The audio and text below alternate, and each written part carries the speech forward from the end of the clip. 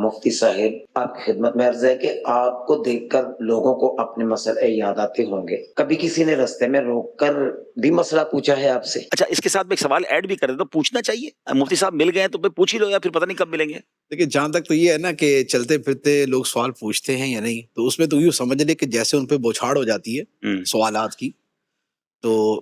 بے تحاشا پوچھنے والے ہیں۔ اچھا تو دوسری بات یہ ہے کہ پوچھنا چاہیے یا نہیں، تو اس میں تو یہ ہے کہ ہرگز نہیں پوچھنا چاہیے۔ اچھا مسائل پوچھنے کے جو آداب بیان کیے گئے ہیں تو اس میں یہی ہے کہ ایک ہوتا ہے بالکل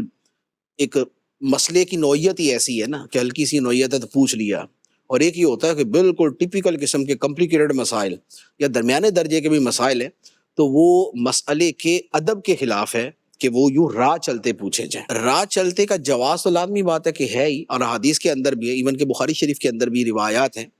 لیکن علماء نے جو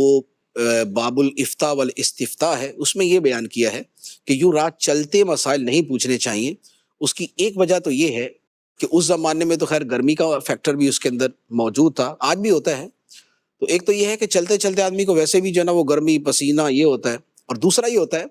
کہ آدمی جب جا رہا ہوتا ہے نا تو اس کے دماغ میں کوئی اور بات چل رہی ہوتی ہے، اس وقت اس کی توجہ بٹی ہوئی ہوتی ہے،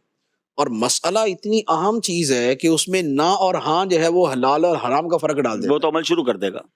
وہ عمل شروع کر دے گا، اور وہ پھر سمجھا ہوگا کہ میں نے تو پوچھا تھا اور اس کا جواب یہ ملا تھا، جبکہ انہوں نے یہ بتایا نہیں تھا۔ اور ایسا ہوتا ہے